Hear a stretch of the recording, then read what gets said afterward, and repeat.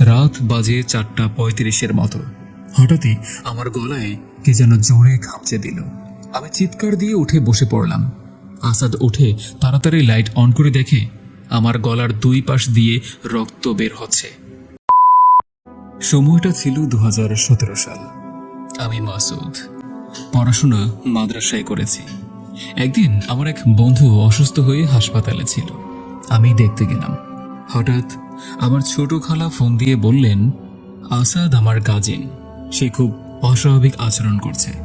আমি বললাম বাসায় গিয়ে ফোন দিব। আমি তাড়াতাড়ি বাসায় এলাম। ফোন দিলাম ছোট খালাকে। তিনি বললেন, আসাদ এখন জিমে যায় না, বাসায় শুধু শুধুই রাগ করে ভাঙচুর করে, দিন দিন স্বাস্থ্য খারাপ হয়ে যাচ্ছে। আমি বললাম আসাদকে ফোনটা দিন। আসাদ ফোন ধরে একটু সাইডে গিয়ে বলল, মাসুদ, আমার কেমন জানি লাগে, সব কিছুই বিরক্ত লাগে, শুধু কেয়ার কাছে যেতে মন চায়, কিন্তু কেয়া আমার সাথে আগের মতো আচরণ করছে না, কথা বলতে চায় না। আমি বললাম, এই ব্যাপার, প্রেমের বেদনা চলছে?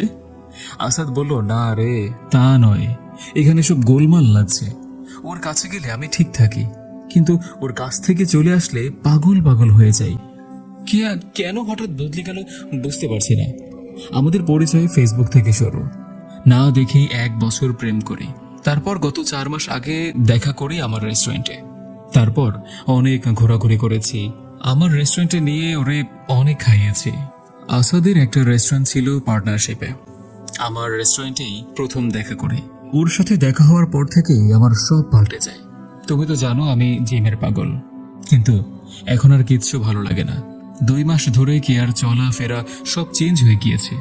বাজে পোশাক পরে, আমি এসব পড়তে মানা করলে যা মুখে আসে তাই বলে। এতদিন আমায় বিয়ের জন্য পাগল করে ফেলতো। আমি অনেক কষ্টে আব্বু আম্মুকে রাজি করিয়েছি। আম্মু ওরে দেখে পছন্দ করে নাই, কিন্তু আমার মুখের দিকে তাকিয়ে সব মেনে নিয়েছে। কিন্তু সে এখন বদলে গিয়েছে। ওর বাসায়ও নিয়ে যায়নি আমাকে, তবে ঠিকানা দিয়েছে। ওর পরিবারের কারোর সাথে আমার পরিচয় করিয়ে দেয়নি। কিন্তু যাই হোক, ওরে ছাড়া বেঁচে থাকা অসম্ভব। মাসুদ, তুমি একটু দেখবে কোনো হুজুরের মাধ্যমে যে সে এমন করছে কেন, আর এমন কোনো আমল আছে কি যা করলে সে আমায় আগের মতো লাভ করবে? আমি ওর কথা সব সময় নিয়ে শুনে বললাম, চিন্তার বিষয়। ঠিক আছে, আমার এক ওস্তাদ আছেন যিনি অনেক বড় মাপের আলেম। তাকে আমি মামা বলি। খুব আদর করেন আমায়। ওনার কাছে অনেক জিন হাফেজ আলেম হয়েছে। আমি তোমার ব্যাপারে মামার সাথে কথা বলবো, তুমি আপাতত শান্ত থাকো। এই বলে ফোন কেটে দিয়ে কিছুক্ষণ চিন্তা করলাম। রাতে মামার নাম্বার খুঁজে বের করলাম। মামাকে রাতেই ফোন দিলাম। তিনি আমার সব কথা শুনে বললেন, দেখো, ইসলামে প্রেম ভালোবাসা বিয়ের আগে বৈধ নয়। যদি তোমার কাজিন ওই মেয়েকে বিয়ে করতে চায় তাহলে আমি দেখতে পারি কি ঝামেলা হয়েছে। আমি বললাম সে বিয়েই করতে চাচ্ছে, তার বাবা মাকেও সে রাজি করিয়েছে। আমার কাজিন আগামী 6 মাসের মধ্যে কানাডায় চলে যাওয়ার কথা, তাই সে বিয়ে করে চলে যেতে চাইছে। মামা আমার সব কথা শুনে বললেন, ঠিক আছে, তুমি তোমার কাজিন এবং তার বাবা মায়ের নাম লিখে দাও, আর ওই মেয়ের নামটাও দাও। আমি সব লিখে আসলাম আর অপেক্ষা করতে থাকলাম। ওইদিকে খালা আবার ফোন দিয়ে বলল, আসাদ আজ নিজের মাথা দেয়ালে বাড়ি দিয়ে ফাটিয়ে ফেলেছে। তার কিছুক্ষণ পরে সে বলছে, আমার মাথা ফাটলো কিভাবে, সব ভুলে যাচ্ছে বলে খালা খুব কান্নাকাটি শুরু করলো। আমি বললাম, আল্লাহর উপর ভরসা রাখুন খালা, সব ঠিক হয়ে যাবে ইনশাআল্লাহ। পরের দিন ফজরের নামাজের পর মামা আমায় ফোন দিয়ে তাড়াতাড়ি দেখা করতে বললেন। আমিও ছুটে গেলাম ওনার কাছে। তখন উনি ওনার বিশেষ ইবাদতখানায় আমল করছিলেন। আমি অপেক্ষা করতে থাকলাম। মামা আমল শেষ করে আমায় ওনার কাছে বসতে বললেন। দেখো বাবা, তোমার ভাইকে খুব ভয়ঙ্কর নাপাক জিনিস খাওয়ানো হয়েছে। আমি তো অবাক। বললাম, কি সে জিনিস, আর কে এই কাজ করেছে? মামা বললেন, তা হলো মেয়েদের মাসিকের রক্ত, যা কালো জাদুর জন্য ব্যবহার করা হয়, আর তা কোকা কোলার সাথে মিশিয়ে খাইয়েছে ওই মেয়ে যাকে সে ভালোবাসে। আমি কি বলবো, ভাষা খুঁজে পাচ্ছিলাম না। নিজেকে শক্ত করে বললাম, কেন সে এই কাজ করেছে? মামা বললেন, শুধু তোমার ভাইকে নয়, সে এইরকম আরো 3 জন ছেলেকে খাইয়ে তাদেরকে বশ করে টাকা হাতিয়ে নিয়েছে।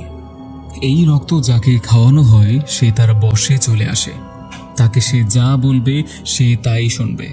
পরে কাজ শেষ হয়ে গেলে সেই ছেলের সাথে যোগাযোগ বন্ধ করে দেয়। তখন সেই ছেলে আস্তে আস্তে পাগলামি শুরু করে দেয়, নিজেকে আঘাত করে, আশেপাশে যাকে পাবে তাকেই মেরে ফেলতে চাইবে, শুধু এই মেয়ের কাছে যেতে চাইবে। একসময় সে নিজেই নিজেকে মেরে ফেলবে। যা পূর্বে 3 জন ছেলের বেলায় হয়েছে, এখন তোমার ভাইয়ের পালা। আমি কান্না শুরু করে দিলাম।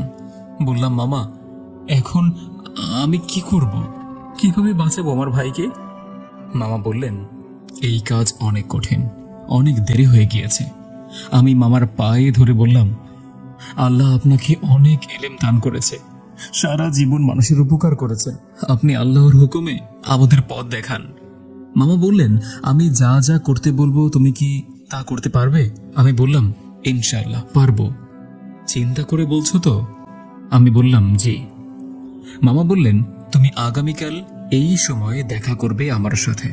পরের দিন ঠিক একই সময়ে মামার কাছে গেলাম। তিনি আমায় কিছু খুরমা আর জাফরানের কালি দিয়ে কিছু দোয়া লিখে দিয়ে বললেন, তুমি আগামীকাল আসাদকে ঢাকা থেকে জামালপুর চলে আসতে বলো। তোমার বাসায় তাকে 3 দিন রেখে দেবে। কিছু নিয়ম বলে দিলেন, তা করতে বললেন। তারপর তার নিজের বাসায় গিয়ে যেভাবে বলে দিয়েছি তা বেশ কিছুদিন পালন করতে হবে। আর ওই মেয়ের সাথে সব ধরনের যোগাযোগ বন্ধ রাখতে হবে। তবে সাবধান, যদি নিয়ম একটু এদিক সেদিক হয় তখন খুব বিপদ হতে পারে। আমি বললাম, ইনশাআল্লাহ আমি ঠিক মতোই সব করব। বাসায় গিয়ে খালাকে ফোন দিয়ে বললাম, আজই আসাদকে আমাদের বাসায় পাঠিয়ে দেন। পরের দিন আসাদ চলে এলো। সব খুলে বললাম। সে তা শুনে হতভম্ব হয়ে গেল। আসাদ বলল, আমি এখন বুঝতে পারছি, যেদিন কেয়ার সাথে প্রথম দেখা করি আমার রেস্টুরেন্টে, তখন কোকাকোলা সামনের টেবিলে ছিল। আমি যখন গ্লাসে মুখ দিব তখনই কেয়া বলল একটা টিস্যু নিয়ে আসতে। আমি তাই গেলাম। তখন এসে দেখি কেয়া খুব খুশি খুশি অবস্থায় আছে। আমি বললাম, কি হলো? তখন সে বলল, কিছু না। আমি খেয়ে নিলাম সবটুকু কোক। আর কেয়াকে আমি আব্বু আম্মুর আড়ালে আমার এক পার্টনারের কাছ থেকে 2 লক্ষ টাকা নিয়ে দিয়েছি। ওর খুব দরকার ছিল নাকি, 2 মাস পর দিয়ে দেবে বলেছে। আমি বলেছি যে লাগবে না, আমার সব কিছুই তোমার। এসব শুনে আমি আসাদকে বললাম, তুমি ওর বাসার ঠিকানা জানো? সে বলল, রামপুরা থাকে। পুরো ঠিকানা দিল আমায় আসাদ। আমার এক ফ্রেন্ডও রামপুরা থাকে। তাকে ফোন দিয়ে বললাম, এই ঠিকানাটা কোন দিকে? সে বলল, আজব তো, এমন কোনো ঠিকানা রামপুরায় নেই। আমি আরো কিছু ফ্রেন্ডদের কাছে জানতে চাইলাম, সবারই একই কথা। যাই হোক, 3 দিন আসাদের আমল করিয়ে দিলাম। সে চলে গেল ঢাকায়। মোটামুটি কিছুদিন ঠিকই ছিল আসাদ। রমজান মাস চলে এলো। 4 রোজার সেহরির সময় খালা ফোন দিয়ে চিৎকার করে কান্না করতে লাগলো। আমি বললাম, কি হয়েছে খালা? উনি বললেন, আসাদ আজ ওর ছোট ভাইকে মেরেই ফেলতো। আমি বললাম, কেন? তিনি বললেন, সেহরি খাবে উঠেছে, হাসি খুশি 2 ভাই দুষ্টুমি করছে। ওরা 2 জন পাশের রুমে, আমি রান্নাঘরে। হঠাৎ গুমরানির আওয়াজ শুনে আমি রুমে গিয়ে দেখি আসাদ ওর ছোট ভাইয়ের বুকে বসে গলায় পাড়া দিয়ে জিহ্বা টানছে। আমি চিৎকার দিয়ে এক ধাক্কা দিয়ে আসাদকে সরিয়ে দেই। তোমার খালু পাশের রুম থেকে চলে আসে। আসাদের চেহারা বিকট হয়ে গিয়েছিল, চোখগুলো একদম লাল টকটকে। ছোট ছেলেটাকে বুকে নিয়ে মাথায় পানি দেই। একটু পর আসাদ স্বাভাবিক হয়ে বলে, আম্মু কি হয়েছে? আমি বললাম, তুই তোর ভাইকে মেরেই ফেলতে চাইছিলি। আসাদ বলে, কি বলো আম্মু, আমি আমার আদরের ভাইকে কেন মারতে যাব? এই হলো ঘটনা মাসুদ, আমি এখন কি করব? আমি খালাকে বললাম, আমি মামার সাথে কথা বলে জানাবো তোমাকে। চিন্তায় পড়ে গেলাম, এমন কেন হচ্ছে। আজান হলো, নামাজ শেষ করে মামাকে একটা ফোন দিয়ে বললাম, মামা মাফ করবেন এই সময় বিরক্ত করার জন্য। তিনি বললেন, কি হয়েছে বলো আমাকে। তারপর আমি সব বিস্তারিত বললে তিনি বললেন, তুমি এশার নামাজের পর দেখা করো আমার সাথে। আমি বললাম, ঠিক আছে। অতঃপর এলাম মামার কাছে। তিনি আমল করছিলেন। শেষ করে আমায় ওনার ভিতরের এক রুমে নিয়ে গেলেন, যেখানে ছিল শত শত কিতাব, আরো অনেক কিছু। তিনি বললেন, ওই মেয়েটা তোমার কাজিনের খবর না পেয়ে ওই তান্ত্রিকের কাছে গিয়েছে, যে ওই নাপাক রক্ত দিয়ে কালো জাদু করেছিল। তাকে গিয়ে ওই মেয়ে বলেছে, আসাদের কি হলো? সে তো এখন আর আমার সাথে যোগাযোগ করছে না, নাম্বারও অফ। তখন ওই তান্ত্রিক চাল না দিয়ে আসাদ আর চিকিৎসা আর তোমার আমার কথা সব বলে দিয়েছে। তখন কেয়া খুব রেগে গিয়ে বলল, আপনি যত তাড়াতাড়ি পারেন আসাদকে মেরে ফেলেন, তা না হলে সব প্রকাশ হয়ে যাবে। বেশ কিছু টাকাও দিয়েছে ওই তান্ত্রিককে। ওরা আসাদকে মারার জন্য একটা পিচাস হিন্দু জিন চালনা দিয়েছে। আসাদের খুব বিপদ, যে আসাদকে সাহায্য করবে সেও বিপদে পড়বে। আমি মামাকে বললাম, আপনি আমাদের পথ দেখান মামা। মামা বললেন, দেখো, যে অবস্থা দেখেছি খুব খারাপ হবে সামনে, তুমি কি পারবে? তখন আমি বললাম, মামা, আমি কিন্তু আপনারই ছাত্র, আর আপনিই তো বলতেন তোমরা কারো বিপদে পিছিয়ে থেকো না, আর কোনো বিনিময়ও নিও না। আল্লাহর রহমতে আপনি যতটুকু শিখিয়েছেন, আর আল্লাহ যদি পাশে থাকেন আর আপনি যদি পথ দেখান, ইনশাআল্লাহ আমি সব পারবো মামা। মামা বললেন, ঠিক আছে, তুমি আগামী সপ্তাহে ঢাকায় যাবে 40 দিনের জন্য আসাদের বাসায়। বেশ কিছু কাজ করতে হবে তোমায়, অনেক বাধা আসবে, ভয় পাবে না। আমার সাথে সব সময় যোগাযোগ রাখবে, আর কিছু জিনিস দেব, তা সাথে নিয়ে যাবে। আমি বললাম, এর মাঝে আসাদের কোনো বিপদ হবে না তো? মামা বললেন, আল্লাহ ভরসা, সেটা আপাতত আমি দেখছি। আর শোনো, এই নাও আল্লাহর কালামের লেখা একটা তাবিজ, এটা আসাদের গলায় বা ডান হাতের বাহুতে বেঁধে দিও। আমি চলে এলাম বাসায়, চিন্তা করছি এতদিন কি আমার প্রাইভেট আর ক্লাস থেকে ছুটি দিবে। পরের দিন সব প্রাইভেটে গিয়ে বললাম আমার কিছু কাজ আছে ঢাকায়, 40 দিন আমি আসতে পারবো না। সবাই তাতে রাজি হয়ে গেল আর বলল, আগামীকাল এসে আপনার বেতনটা নিয়ে যাবেন। মাদ্রাসায়ও তাই বললাম। আল্লাহর রহমতে সেখানেও ছুটি পেয়ে গেলাম। অতঃপর সব গোছগাছ করতে শুরু করলাম, যেহেতু অনেক দিনের জন্য যাব, হাতে টাকাও দরকার। তাই পরের দিন প্রাইভেট পড়িয়ে 7টা বাসায় গেলাম। প্রথম যে বাসায় গেলাম, গিয়ে বললাম, আপা, আমার বেতনটা দেওয়ার কথা ছিল আজ। আপা অবাক হয়ে তাকিয়ে বলল, হুজুর, আপনি তো একটু আগেই টাকা নিয়ে গেলেন। আমি বললাম, কই না তো, আমি এই মাত্রই আসলাম, আপনার কথা ভুল হচ্ছে। তখন আপা তার স্বামীকে ডেকে বলল, হুজুর একটু আগে বেতন নিয়ে গেল না? ওনার স্বামীও বললেন, হ্যাঁ। আমি আর কথা বললাম না, চলে গেলাম আর এক প্রাইভেটে। সেখানেও একই কথা, আমি নাকি একটু আগেই টাকা নিয়ে গিয়েছি এসে। একে একে সব প্রাইভেটেই এমন কথা শুনিয়ে দিল। আমি হতবাক হয়ে বাসায় ফিরে এলাম আর চিন্তা করলাম, এটা কি করে সম্ভব। আমার রুমে যে ব্যাগটাতে আমার কাপড় গুছিয়ে রেখেছিলাম, এসে দেখি কোনো কাপড় নেই। আম্মাকে জিজ্ঞেস করলাম, আমার কাপড় কই?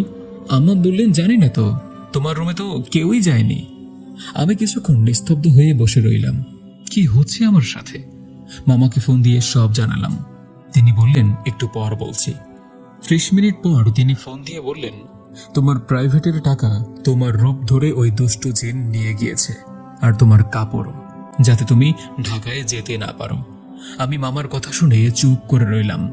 মামা বললেন, চিন্তা করো না, আমরা হলাম আশরাফুল মাখলুকাত, আল্লাহ আছেন আমাদের সাথে, তুমি আগামীকালই রওনা দাও। তারপর মামা কিছু জিনিস দিলেন আর কিছু দোয়াও লিখে দিলেন, কিভাবে কি করতে হবে সব বুঝিয়ে দিলেন, এবং বললেন আসাদকেও সব শিখিয়ে দিবে, যাতে তোমার কোনো প্রবলেম হলে আসাদ তোমায় হেল্প করতে পারে। আর বললেন সব সময় আমার সাথে যোগাযোগ রাখবে। আমি মামার কাছ থেকে বিদায় নিয়ে বাসায় এলাম। রাতে অনেক চিন্তা করলাম আর আল্লাহর নিকট দোয়া করলাম। অতঃপর ভোরে ফজরের নামাজের পর মসজিদের বারান্দায় বসে সূরা ইয়াসিন পাঠ করে চোখ বন্ধ করে বসে রইলাম। একটু ঘুম ঘুম ভাব ছিল চোখে। হঠাৎ কেউ যেন আমার পিঠে হাত দিল। আমি পিছনে ফিরে তাকিয়ে দেখলাম আসাদ। আমি ভালো করে ঘুরে তাকাতেই নাই হয়ে গেল। আমি তাড়াতাড়ি দাঁড়িয়ে এদিক সেদিক খুঁজতে লাগলাম, কেউই নেই। ভাবলাম হয়তো মনের ভুল। শরীরটা একটু খারাপ লাগতে শুরু করলো। বাসায় গিয়ে একটু রেস্ট নেওয়ার জন্য শুয়ে পড়লাম। অতবার কখন যে ঘুমিয়ে পড়লাম টেরই পাইনি। যখন ঘুম ভেঙে গেল, চেয়ে দেখি আম্মা ডাকছে আর বলছে, সেই সকাল থেকে ঘুমিয়ে আছো, আজ তোমার খালার বাসায় যাওয়ার কথা, কখন যাবি? হ্যাঁ। বাইরে তাকিয়ে দেখি বিকেল হয়ে এলো। আমি হুড়মুড় করে উঠে রেডি হলাম। বাসা থেকে বিদায় নিয়ে গাড়িতে উঠলাম। ফোনে চেয়ে দেখলাম খালা, আসাদ, মামা অনেকগুলো ফোন দিয়েছে। আমি সবাইকে ফোন দিয়ে জানিয়ে দিলাম যে আমি রওনা দিয়েছি। মামা বললেন, গাড়িতে উঠে দোয়া পড়ে নেবে আর চোখ কান খোলা রেখে চলবে। আমি বললাম, ইনশাআল্লাহ। এদিকে গাড়ি চলছে। আসাদ ফোন দিয়ে বলল, গাড়ি থেকে নামার 10 মিনিট আগে ওকে জানিয়ে দিতে, তাহলে সে এসে আমায় নিয়ে যাবে। আমি বললাম, ঠিক আছে। আসাদের বাসায় যেতে শীতলক্ষা নদী পার হতে হয় নৌকা দিয়ে। রিয়েল ঠিকানাটা দেয়া যাবে না। আমি গাড়ি থেকে নামার আগে আসাদকে ফোন দিলাম। সে বলল, আমার আসতে 15 মিনিট লাগবে, তুমি গাড়ি থেকে নেমে অপেক্ষা করো। আমি যখন গাড়ি থেকে নামলাম তখন বাজে রাত 11টা। রাস্তায় অনেক মানুষজন, পাশে ফুটপাতের বাজার। হঠাৎ আমার কাঁধে কে যেন হাত রাখলো। আমি পিছনে তাকাতেই দেখি আসাদ। আমি বললাম, তুমি না বললে 15 মিনিট লাগবে, 2 মিনিটের মধ্যে কি করে আসলে? আসাদ বলল, আরে সারপ্রাইজ। আমি হেসে দিয়ে বললাম, তুমি ঠিক আছো তো? সে বলল, একদম ঠিক আছে ভাই। তখন আমি বললাম, খালার জন্য আম কিনবো, কোথায় ভালো হবে? সে বলল, চলো আমার সাথে। আমরা দুজন হেঁটে পাশেই ফলের দোকানে গিয়ে 5 কেজি আম কিনলাম। আসাদকে বললাম, দেখো তো আমগুলো ঠিক আছে কিনা। আসাদ বলল, ঠিক আছে, এবার চলো তো। আমার দিকে ফলওয়ালা কেমন করে যেন তাকিয়েছিল। আমি পাত্তা দিলাম না ব্যাপারটা। দুজন মিলে ঘাটের কাছে গেলাম। প্রচুর পরিমাণে ভিড় মানুষের, সবাই পার হচ্ছে। আসাদ বলল, চলো তোমায় অন্য এক রাস্তায় করে নিয়ে যাই, খুব তাড়াতাড়ি পার হয়ে যাব আমরা। আমি বললাম, ঠিক আছে। আসাদ আমায় ঘাটের বাম পাশ দিয়ে এক অন্ধকার রাস্তা দিয়ে নিয়ে যাচ্ছিল। আমার এক হাতে আমের ব্যাগ আর এক হাতে কাপড়ের। হঠাৎ আমার পকেটে থাকা ফোনটা বেজে উঠল। আমি আসাদকে বললাম, ব্যাগটা একটু ধরো তো, দেখি কে ফোন দিয়েছে। সে বলল, এখন ধরতে হবে না। আমি বললাম, আরে দেখি না কে ফোন দিল। এই বলে আমি দাঁড়িয়ে গিয়ে একটা ব্যাগ মাটিতে রেখে ফোনটা বের করে দেখি আসাদের ফোন। আমি সামনে চেয়ে দেখি আসাদ আমার দিকে রক্ত চোখে তাকিয়ে হাতে ধরে এক ধাক্কা দিল। আমি চিৎকার করতেই কিছু মানুষ দৌড়ে এলো। আমি উপর হয়ে পড়ে গেলাম। চেয়ে দেখি আসাদ নেই। আমার হাত কেটে রক্ত পড়তে লাগলো। আমি মাটি থেকে ফোনটা উঠিয়ে আসাদকে ফোন দেই। আসাদ বলল, মাসুদ তুমি কই? আমি বললাম, তুমি এতক্ষণ আমার সাথে ছিলে না? সে বলল, কি বলছো এসব? আমি এইমাত্র নদী পার হয়ে এপারে আসলাম। কোথায় তুমি? আমি বললাম, ঘাটের বাম পাশের রাস্তায়। আসাদ ফোন কেটে দিল। আশপাশের মানুষ এসে আমায় উঠিয়ে বলল, ভাই এইখানে কেন এসেছেন? এটা তো শ্মশান ঘাট। এর মধ্যেই আসাদ চলে এলো। আমি বলল, কি হয়েছে? অতঃপর আমি সব খুলে বললাম। আসাদ তাড়াতাড়ি খালুকে ফোন দিল। তিনিও চলে আসলেন। আমায় তারা দুজন মিলে বাসায় নিয়ে গেলেন, হাতে ব্যান্ডেজ করলেন। আমি ফ্রেশ হয়ে মামাকে সব ঘটনা খুলে বললাম। মামা বললেন, ওইটা জিন ছিল, তোমায় মেরে ফেলতে চেয়েছিল। আল্লাহ তোমায় সাহায্য করেছেন। খুব সাবধানে কাজ করবে, কিন্তু ওই জিন বিভিন্ন রূপে তোমায় ধোঁকা দিতে পারে। তুমি আগামীকালই আসাদের বাসায় যে আমল দিয়েছি তা দিয়ে বন্ধ করে ফেলবে। আমি বললাম, ঠিক আছে। রাতে আমি আর আসাদ এক রুমে শুয়েছিলাম। আসাদ খুব চিন্তা করছে কি হবে সামনে। আমি বললাম, আল্লাহ ভরসা। পরের দিন সকালে উঠে মামা যে যে নিয়মে বাড়ি বন্ধ করতে বলেছিল সেভাবেই বন্ধ করতে গেলাম। আমার সাথে আসাদও ছিল। বাসার চারপাশে আমল করতে হয়। আমি প্রথম পাশে গিয়ে আমল করছিলাম। ঠিক তখনই মনে হলো বিশাল লম্বা কালো কিছু আমায় ধাক্কা দিয়ে পিছনে ফেলে দিল। আমি অনেক দূর পিছনে গিয়ে পড়লাম। আসাদ জোরে কালেমা পড়তে লাগলো। খুব ব্যথা পেয়েছিলাম বুকে। আমি আস্তে আস্তে দাঁড়িয়ে সাহস করে আবার সামনে গিয়ে আমল পুরো করলাম। এইভাবে চারপাশে কাজ শেষ করলাম। তখন মনে হচ্ছিল আমার চারদিকে ঘুরছে কেউ একজন। নিজেকে আর ধরে রাখতে পারলাম না, অচেতন হয়ে গেলাম। যখন স্বাভাবিক হয়ে চোখ খুললাম তখন চেয়ে দেখি আসাদ, ছোট কাজিন বাবু, খালা বসে আছেন আমার সামনে। আমার মাথার পাশে খালু সূরা ইয়াসিন পাঠ করছেন। আমার শরীরটা এখন কিছুটা ঠিক লাগছে। খালা খাবার দিয়ে বললেন, তুমি ঠিকমতো খাওয়া দাওয়া করো। আর তোমার মামা কি কি করতে বলেছেন? আমি বললাম, সব কথা বলা যাবে না, কিন্তু সব ঠিক হয়ে যাবে ইনশাআল্লাহ। এমন সময় পাশের রুম থেকে একটা জোরে আওয়াজ হলো। আমি আর খালা তাড়াতাড়ি গিয়ে দেখি আসাদ গলা থেকে তাবিজটা টেনে ছিঁড়ে মাটিতে ফেলে দিয়েছে আর নিজের মাথা দেয়ালে নিজেই জোরে জোরে আঘাত করছে। খালা চিৎকার দিয়ে আসাদের কাছে গিয়ে ফেরাতে গেলে আসাদ তাকে জোরে ধাক্কা দিয়ে ফেলে দেয়। আমি তখন দাঁড়িয়ে মামার দেওয়া দোয়াটা পাঠ করে ওর দিকে ফু দিতেই আসাদ অচেতন হয়ে মাটিতে পড়ে যায়। আমি আর খালা তাকে উঠিয়ে বিছানায় শুইয়ে দেই। খালা খুব কান্না করে বললেন, মাসুদ এমন কেন করছে আমার ছেলে? আমি বললাম, আল্লাহ ভরসা, আপনি শুধু দোয়া করতে থাকেন। আমি মামাকে ফোন দিয়ে সব ঘটনা খুলে বললাম। মামা সব শুনে বললেন, বাড়ি বন্ধ করেছ, কিন্তু ওই জিন কুফরি করে প্রয়োগ করা, তাই সে বাসার বাইরে থেকে আকর্ষণ দিয়ে অনেক ক্ষতি করতে চাইবে। আমি তোমায় যে আমল দিয়েছি তুমি তা করতে থাকো, আর তুমি বা আসাদ কখনো বাসা থেকে একা বের হবে না। তুমি আসাদকে সাহায্য করতে এসেছো, তাই তোমাকে দিয়েই অনেক কিছু করতে চাইবে ওরা। এমনকি তোমার শরীরে ওই জিন প্রবেশও করতে পারে, বা একা তোমায় পেলে মেরেও ফেলতে পারে। তবে তুমি আল্লাহর উপর ভরসা রাখো। আমি এখান থেকে কিছু কাজ করে রেখেছি, যাতে ওই জিন আপাতত আসাদকে কোনো ক্ষতি করতে না পারে। যেহেতু তুমিই সব কাজ করবে, তাই তোমার দিকেই ঝামেলাগুলো আসবে। আমি বললাম, মামা, যদি ওই জিন আমার শরীরে প্রবেশ করে তখন কি হবে?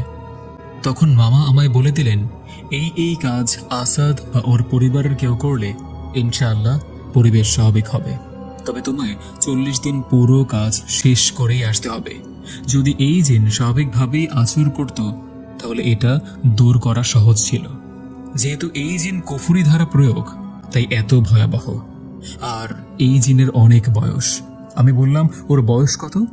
মামা বললেন, প্রায় 250 বছর। আমি তো অবাক হয়ে গেলাম। মামা আরো বেশ কিছু বলেই ফোন রেখে দিলেন। আমি আসাদের রুমে গিয়ে দেখি আসাদ বসে আছে মাথা নিচু করে। আমি পাশে বসতেই আসাদ আমায় জড়িয়ে ধরে কান্না করে বলতে লাগলো, আমার কি যেন হয়ে যায়, কিছুই বুঝতে পারে না। আমি বললাম, আরে আল্লাহ ভরসা, সব ঠিক হয়ে যাবে। কেটে গেল আরো 4 দিন, সব কিছু স্বাভাবিক। আমি মামার কথা মতোই সব কাজ ঠিক মতো করছিলাম। একদিন বিকেলে আসাদ বলল, ঘরে থাকতে আর ভালো লাগছে না, চল 2 ভাই মিলে একটু পার্ক থেকে ঘুরে আসি, ভালো লাগবে। আমি বললাম, আমারও বাইরে যেতে মনটা চাইছে খুব, চল একটু ঘুরেই আসি। বের হয়ে গেলাম পার্কের দিকে। রাস্তায় আসাদের 3 বন্ধুর সাথে দেখা। পরিচয় করিয়ে দিল আসাদ আমাকে ওদের সাথে। আমি বললাম, আপনারাও চলুন, সবাই মিলেই ঘুরে আসি। তারা বলল, একটু কাজ আছে আমাদের, আপনারা ঘুরে এসে আমাদের ফোন দিয়েন, একসাথে বসে চা খেতে খেতে গল্প করব। আমি আর আসাদ ওদের কাছ থেকে বিদায় নিয়ে গেলাম পার্কে। বেশ ভালোই লাগছিল সেখানে, অনেক মানুষের ভিড়, সবাই আড্ডা ঘোরাঘুরি করছে। মাগরিবের নামাজের সময় হয়ে গেল, পাশেই এক মসজিদ, তাই দুজনে মিলে নামাজ পড়ে আবার গিয়ে বসলাম পার্কে। যখন চটপটি খেতে খেতে বিভিন্ন বিষয়ে আমরা কথা বলছিলাম, তখন আমার সামনে থেকে একটু দূরে একটা 8 বা 9 বছরের একটা মেয়ে হাতে বেলি ফুল নিয়ে দাঁড়িয়ে আমার দিকে তাকিয়েছিল। আমি ওই মেয়েটিকে ডাক দিলাম। সে সামনে এসে বলল, স্যার ফুল নেবেন? ফুল এমনিতেই খুব পছন্দ আমার, তাই বললাম, কত করে? সে বলল, 10 টাকা। এদিকে আসাদ আমায় বিরক্ত হয়ে বলল, চল উঠে, ফুল কিনতে হবে না, দেখ কিছু মানুষ আমাদের দিকে তাকিয়ে আছে। আমি তাকিয়ে দেখলাম আসলেই তো, বাট পাত্তা দিলাম না ব্যাপারটা। খুব মায়া লাগলো মেয়েটার জন্য। আসাদের কথা না শুনেই একটা বেলি ফুলের মালা কিনে আমার ডান হাতের কবজিতে বেঁধে নিয়ে ঘ্রাণটা নিলাম, খুব ভালো লাগলো। তারপর মেয়েটাকে টাকা দিয়ে 5 কদম সামনে এগিয়ে পিছনে তাকিয়ে দেখি মেয়েটা আর নেই। আমি আসাদকে বললাম, মেয়েটা গেল কই এত তাড়াতাড়ি? আসাদ বলল, হয়তো দৌড়ে কোথাও চলে গিয়েছে। তারপর আমরা এলাকায় এসে আসাদের বন্ধুদের ফোন দিয়ে একসাথে চা খেলাম। তারপর রাস্তার একপাশে দাঁড়িয়ে আমরা 5 জন কথা বলছিলাম। হঠাৎ মনে হলো আমার মাথায় কেউ থাপ্পড় দিল। আমি চমকে গিয়ে বললাম, কে যেন আমায় থাপ্পড় দিল মাথায়? আসাদ বলল, কই না তো। হঠাৎ একটা হালকা বাতাস আসলো আমার পিছন থেকে, সাথে সাথে আমি মাটিতে পড়ে গেলাম।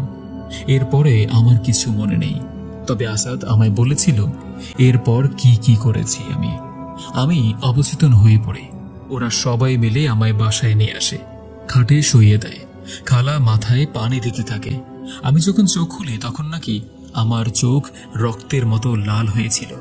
আমি চিৎকার দিয়ে উঠে বসি আর খুব কুৎসিত ভাবে হাসতে থাকি আর বলি, মাসুদকে আমি ছাড়বো না। ওরা সবাই আমায় শক্ত করে হাত পা চেপে ধরে। আমি ওদের সবাইকে ছিটকে ফেলে দেই। নিজের মাথা দেয়ালে আঘাত করতে থাকে, তাতে কপাল ফেটে রক্ত বের হয়ে আসে। আসাদের মনে পড়ে যায় আমি ওকে আগেই বলেছিলাম আমার মধ্যে যদি এমন কিছু ঘটে তাহলে এই দোয়া পাঠ করে পানিতে ফু দিয়ে আমার শরীরে ছিটিয়ে দেবে আর জমজমের পানি পান করিয়ে দিবে। আসাদ তাই করল। আমি কিছুটা শান্ত হয়ে যাই। আমার যখন সেন্স আসে তখন আমি ফিল করি আমার যে হাতে বেলি ফুল বাঁধা ছিল সেই হাত নাড়াতে পারছি না। আর এমন লাগছিল যেন হাতে আগুন জ্বলছে। আমি আসাদকে বললাম, আমার হাতে ফুলের মালাটা তাড়াতাড়ি খুলে ফেলো। আসাদ তাই করলো। সাথে সাথে হাতের যন্ত্রণা কেটে গিয়ে স্বাভাবিক হয়ে গেল। হঠাৎ আমার পকেটে ফোনটা বেজে উঠল। আসাদ ফোন বের করে আমার হাতে দিল। দেখলাম মামা ফোন দিয়েছে। আমি তাড়াতাড়ি ফোনটা রিসিভ করি। মামা বললেন, তোমার সাথে এখন অনেক খারাপ কিছু ঘটেছে, তাই না? আমি বললাম, জি। মামা বললেন, যেই ছোট মেয়েটার কাছ থেকে তুমি ফুল নিয়েছিলে সেই হলো ওই জিন। বাসা আমল করে বন্ধ, তাই ফুলের মাধ্যমে সে তোমার সাথে ঘরে প্রবেশ করেছে। এখন তো খুব খারাপ হবে দেখছি। তুমি তাড়াতাড়ি গোসল করে কোরআন থেকে এই সূরাগুলো পাঠ করে সারা ঘরে পানি ছিটিয়ে দাও। মামা ফোন রেখে দিলেন। আমার এমন অবস্থা হলো যে আমি উঠতেই পারছি না। সারা শরীরে ব্যথা আর কপাল দিয়ে রক্ত বের হচ্ছে। খালা ব্যান্ডেজ করে দিলেন কপালে। আসাদের বন্ধুরা অনেক প্রশ্ন করতে লাগলো। আমরা ওদের প্রশ্ন এড়িয়ে গেলাম। তারপর ওরা চলে গেল। এদিকে খালা আর আসাদ আমায় ধরে বাথরুমে নিয়ে গেল। আমি গোসল শেষ করে সব সূরা পাঠ করে পানিতে ফু দিয়ে সারা ঘরে পানি ছিটিয়ে দিলাম। খালা দুধ গরম করে এনে দিলেন, সেটা খেলাম। রাতে আমল করতে হবে, যা প্রতিদিন করতে মামা বলেছিলেন। রাত 12টার পর থেকে শুরু করতে হয়, শেষ করতে প্রায় 1 ঘন্টা লেগে যায়। গত কয়েকদিন ধরে এই আমলটি করছি, কোনো ভয়ে কাজ করেনি মনে, কিন্তু আজ একটু ভয় লাগছে। রাত 12টা বাজতে আরো কিছু সময় বাকি। এর মধ্যে রেডি হয়ে আমলের জন্য আসাদকে নিয়ে বসতে হবে। খালা আমাদের এসে বললেন, মাসুদ, তোমার শরীরটা আজ ভালো নেই, আজ আমলটা না করলে হয় না? আমি বললাম, না খালা, একদিনও বাদ দেওয়া যাবে না। আমি ঠিক আছি, আপনি শুধু দোয়া করবেন, ঠিক আছে? খালা চলে গেলেন।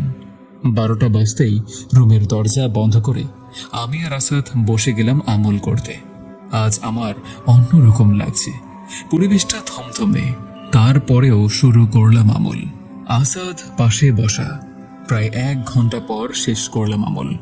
আসাদ পাশের রুমে গেল পানি আনতে। আমি বসেছিলাম খাটে। হঠাৎ খাটটা কেঁপে উঠল। আমি সাথে সাথে উঠে দাঁড়িয়ে গেলাম। দেখি সব ঠিক আছে। ভাবলাম মনের ভুল। আসাদ রুমে এলে লাইটটা অফ করে শুয়ে পড়লাম 2 ভাই। আমার বাম পাশে ছিল জানালা। কিছু সময় কেটে গেল। আসাদ ঘুমিয়ে পড়ল। আমারও একটু একটু ঘুম আসতে শুরু করলো। হঠাৎ জানালার পাশ থেকে গোংরানোর শব্দ শুনতে পাই। চোখ খুলে হালকা আলোতে দেখতে পেলাম কালো একটা কিছু আমার পায়ের পাশে দাঁড়িয়ে আছে। আসাদকে যেই ডাক দিব, এর আগেই ওই কালো জিনিসটা দেখছি কিছুটা ছাগলের মতো আমার দিকে ওড়াল দিয়ে আমার বুকে এসে বসে গলা চেপে ধরল। আমি কোনো কথা বলতে পারছিলাম না। আমার জিহ্বা বের হয়ে যাওয়ার অবস্থা। আমার নড়াচড়াতে আসাদ ঘুম থেকে উঠে গেল। তাড়াতাড়ি লাইটটা অন করে দিল। জোরে চিৎকার দিয়ে খালা, খালু আর ছোট ভাই বাবুকে ডাকতে শুরু করলো। কিন্তু আসাদ কিছুই দেখতে পারছিল না। শুধু দেখছে আমি নিজেই নিজের হাত দিয়ে নিজের গলা চেপে ধরে রেখেছি। আমার সেন্স কিছুটা কাজ করছিল যে আমি গলা থেকে হাত সরাতে পারছিলাম না। দেখলাম খালা, খালু রুমে দৌড়ে এসে গেল। এরপর আমার আর কোনো সেন্স ছিল না। আমার শরীরে জিন প্রবেশ করলো। এর পরের ঘটনা আসাদের কাছ থেকেই শোনা। আসাদ, খালা, খালু, ছোট ভাই, ওরা 4 জন মিলেও আমার গলা থেকে হাত সরাতে পারছিল না। খালু আয়াতুল কুরসি পড়ে আমার গায়ে ফু দিতেই হাতটা ছুটে গেল। আমি বড় বড় চোখ করে চিৎকার করতে লাগলাম আর গোংরাতে লাগলাম। আসাদ আমার 2 হাত চেপে ধরে রাখলো। খালা 1 পা আর খালু 1 পা ধরে রাখলো, আর ছোট ভাই কোমরে ধরে রাখলো। আমি চিৎকার দিয়ে বলতে থাকলাম, তোরা কিছুই করতে পারবি না। তখন খালু বলতে লাগলেন, তুমি কেন আমাদের ক্ষতি করতে চাইছো? আমরা কি করেছি? তখন আমি চোখ উল্টে আসাদের দিকে তাকিয়ে হাসতে থাকি। হঠাৎ করে আমার সারা শরীর উপরে উঠতে থাকলো। ওরা 4 জন মিলেও ধরে রাখতে পারছিল না। আসাদ জোরে চিৎকার দিয়ে কান্না করতে থাকলো আর বলতে লাগলো, হে আল্লাহ, তুমি আমার ভাইকে বাঁচাও। খালু জোরে জোরে সূরা পাঠ করতে লাগলো। তখনই আমার শরীরটা আছাড় খাওয়ার মতো পড়ে গেল আর সাথে সাথে সেন্স হারিয়ে গেল। অনেকক্ষণ পর আমার সেন্স আসলো। তখন দেখলাম আসাদ কান্না করছে আর খালু আমার পায়ের তালুতে মালিশ করছেন। খালা আমার মাথায় হাত দিয়ে বলছেন, মাসুদ ঠিক আছো? আমি বললাম, জি ঠিক আছে, কিন্তু গলায় ব্যথা পাচ্ছে। গলায় হাত দিয়ে দেখি রক্ত। আসাদ বলল, তোমার গলার চামড়াটা কেটে গিয়েছে। আমি রক্ত পরিষ্কার করে দিয়ে ওষুধ দিয়েছিলাম, এখন আবার একটু পড়ছে। যাই হোক, কোনো মতে আমরা রাতটা পার করলাম। ফজরের নামাজের পর খালা আমার কাছে এসে বললেন, এভাবে যদি চলতেই থাকে তাহলে কেমনে হবে? তোমার হুজুর মামার সাথে একটু কথা বলে দেখো, আমার তো খুব ভয়ই করছে। আমি বললাম, আমি এশার নামাজের পর মামাকে ফোন দেব। ফোন দিলাম মামাকে, সব খুলে বললাম। তিনি বললেন, দেখো মাসুদ, এই জিন প্রয়োগ করা, তাই ওর শক্তিটা বেশি দেখাচ্ছে। তবে শোনো, আল্লাহর কালেমার শক্তির চেয়ে আর কোনো শক্তি নেই। আমরা জয়ী হব ইনশাআল্লাহ, তবে একটু সময় নিতে হবে আর সঠিকভাবে সব কাজ করতে হবে। তারপর তিনি একটা বড় কাচের বোতল জোগাড় করতে বললেন এবং আরও কিছু জিনিস জোগাড় করতে বললেন আমাকে, আর বিকেল 5টায় ফোন দিতে বললেন তাকে। আমি আর আসাদ এইসব জিনিস আর খালার কিছু ঔষধ কিনতে দুপুর 12টায় বের হলাম। নদী পার হয়ে দোকান থেকে যা যা কেনা দরকার কিনে ঔষধের দোকানে যাব। তখনই দেখলাম ওই দোকানে খুব ভিড়। আসাদ বলল, তুমি রাস্তার পাশে একটু দাঁড়াও, আমি ওষুধ কিনে নিয়ে আসছি। আসাদ চলে গেল। আমি পকেট থেকে ফোন বের করে দেখছিলাম। তখন আসাদ আমার কাঁধে হাত দিয়ে বলল, চল। আমি ওর সাথে কথা বলতে বলতে সামনের দিকে হাঁটতে লাগলাম। একটু পর পিছন থেকে কেউ যেন চিৎকার দিয়ে আমার নাম ধরে ডাকছিল। আমি পিছনে ফিরে দেখি আসাদ দূর থেকে দৌড়ে আমার দিকে আসছে আর চিৎকার করে ডাকছে। আমি অবাক হয়ে আমার পাশে তাকিয়ে দেখি কেউ নেই। সামনে একটা গাড়ি আমার দিকে এগিয়ে আসছে। আমি তাড়াতাড়ি করে সাইডে চলে গেলাম আর ঘামতে শুরু করলাম।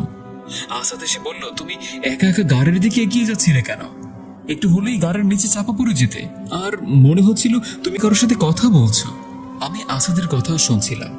কিছুক্ষণ চুপ করে নিঃশ্বাস নিয়ে বললাম, তুমিই তো ছিলে আমার সাথে। এখন বুঝতে পারছি, সেদিনের মতো আজও ধোঁকা দিয়ে আমার ক্ষতি করতে চাইছিল ওই জিনটা। আসাদ ভয় পেয়ে গেল আর বলল, চলো চলো, তাড়াতাড়ি বাসায় চলে যাই আমরা। বিকেল হতেই সময় মতো মামাকে ফোন দিলাম। মামা বললেন, আজ তুমি ওই জিনকে বোতলে বন্দি করবে। আমি বললাম, মামা আমি কি করে পারবো? মামা বললেন, যা করার আমি এখান থেকেই করব, আর আমার জিন ছাত্রদের পাঠাবো তোমার কাছে যখন তুমি কাজ করবে। তবে সাবধান, কোনো ভয় পেলে চলবে না। আজ রাত 11টায় তুমি এমন কোনো নির্জন জায়গায় যাবে যেখানে কোনো লাইটের আলো থাকবে না, আর যে কাচের বোতলটা আছে সেখানে মার্কার পেন দিয়ে এই দোয়াগুলো লিখবে। লেখার সময় অনেক ঝামেলা হতে পারে তোমার, কিন্তু যতই কষ্ট হোক তুমি লেখা শেষ করবে। আর হ্যাঁ, যা যা আনতে বলেছিলাম তার মধ্যে এই আয়াত পড়ে ফু দিবে, আর এই সব কিছু তোমার সাথে নিয়ে ওই জায়গায় যাবে। তখন আমি বললাম, আমি কি একাই যাব নাকি কাউকে নিতে পারবো? মামা বললেন, তোমার সাথে তুমি 2 থেকে 3 জন নিতে পারবে, কিন্তু তুমি যখন কাজ করবে তখন তারা দূরে দাঁড়িয়ে থাকবে, আর তুমি সেই জায়গায় গিয়ে গোল একটা বৃত্ত আঁকবে এই দোয়া পড়ে। আর হ্যাঁ, যা কিছুই হোক না কেন তুমি এই বৃত্ত থেকে বাইরে আসবে না, আর আমার জিন ছাত্ররা তোমায় সাহায্য করবে। তুমি ওদের আওয়াজ শুনতে পাবে কিন্তু ভয় পাবে না। যখন ওরা বলবে বোতলের মুখ লাগিয়ে দিন, তুমি সাথে সাথে লাগিয়ে দেবে। তারপর তোমার সাথে যারা যাবে তাদের কাছে ডেকে আনবে, আর তাদেরকে দিয়ে গভীরভাবে মাটি খুঁড়ে ওই বোতল পুঁতে রাখবে। একটা কথা কান খুলে শুনে রাখো মাসুদ, যখন তোমরা সেখান থেকে ফিরে আসবে কাজ শেষ করে, পেছনে কেউ ভুলেও ফিরে তাকাবে না। আর 3 দিনের মধ্যে তোমরা কেউ সন্ধ্যার পরে ঘর থেকে বের হবে না। এই ব্যাপারে খুবই সাবধান, তা না হলে খুবই বিপদ হবে। মামার সব কথা মনোযোগ দিয়ে শুনে ফোন রেখে দিলাম। খালা, খালু আর আসাদের সাথে সামনের কাজের ব্যাপারে আলোচনা করলাম, জায়গাও নির্ধারণ করলাম। আসাদের বাসা থেকে একটু দূরে যেই নদী আছে তার এক পাশে সরকারি একটা বড় গাছের বাগান আছে। বেশ নীরব থাকে সেই জায়গাটা, সেখানেই কাজ করলে ভালো হবে আসাদ বলল। এখন আমার সাথে কে কে যাবে তা নিয়ে কথা বললে আসাদ বলল, আমার ওই 3 বন্ধু যাবে যাদের সাথে সেদিন চা খেয়েছিলাম আমরা। ওরা, আমি আর আব্বু যাব। আমি বললাম, মামা তো বলেছেন 2 থেকে 3 জন। আসাদ বলল, আল্লাহ ভরসা, বেশি মানুষ গেলেই তো ভালো, আমরা 6 জনই যাব। আমি এই নিয়ে আরো কথা বলতে চাইলে খালু বললেন, 6 জনই যাই, এটাই ভালো হবে। আমি ওদের কথা মেনে নিলাম।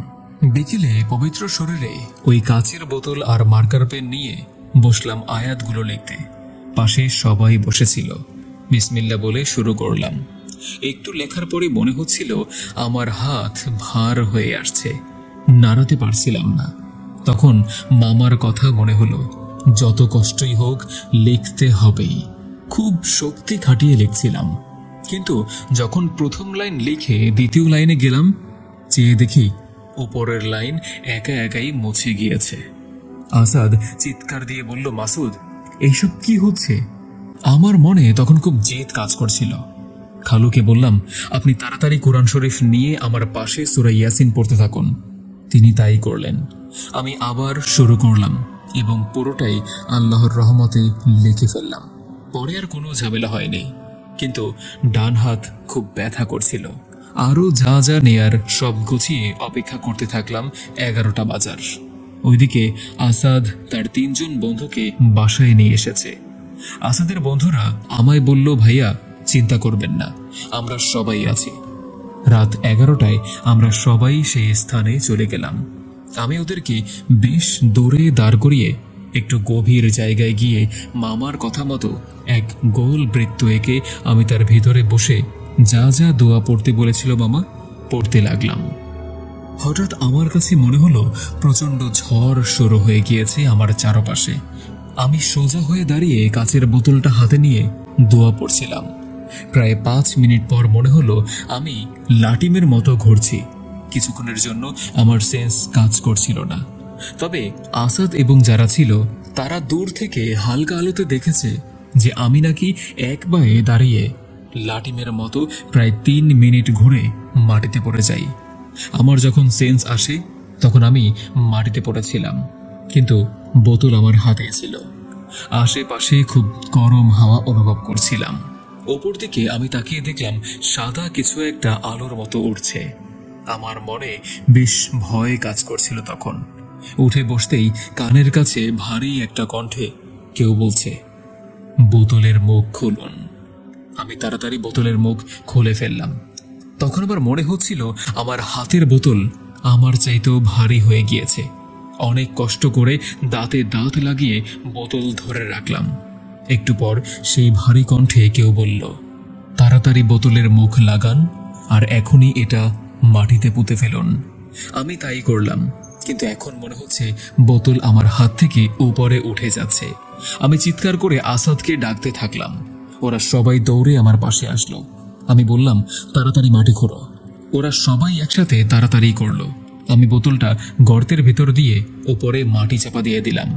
তারপর আমার শরীর একদম দুর্বল হয়ে গেল, উঠে দাঁড়াতে পারছিলাম না।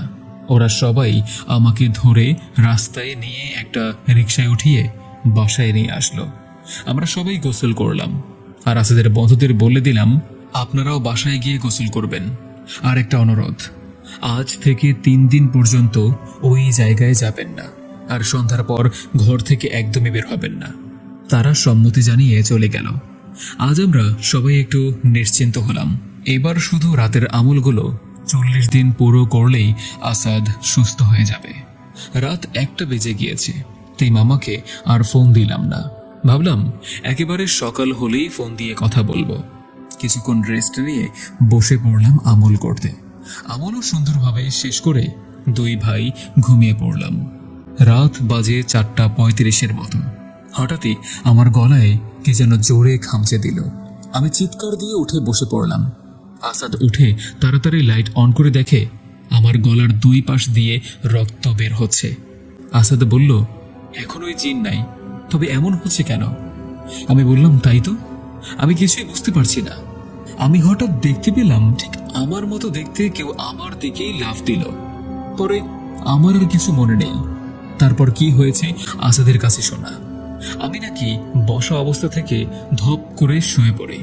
তারপর আবার উঠে আসাদের গলা চেপে ধরে বিকট আওয়াজে বলি, আমাকে বন্দি করে তোরা পার পাবি না।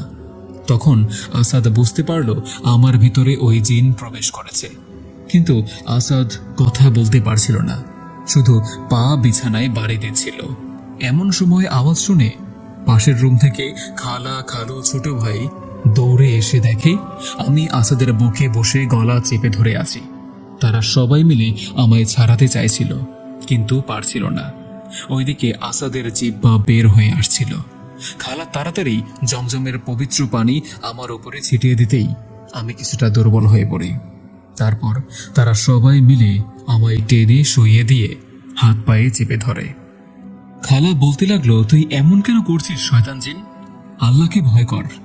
এই বলে খালা কান্না শুরু করে দিল। তখন আমি বলছিলাম, আমি কাউকে ভয় পাই না।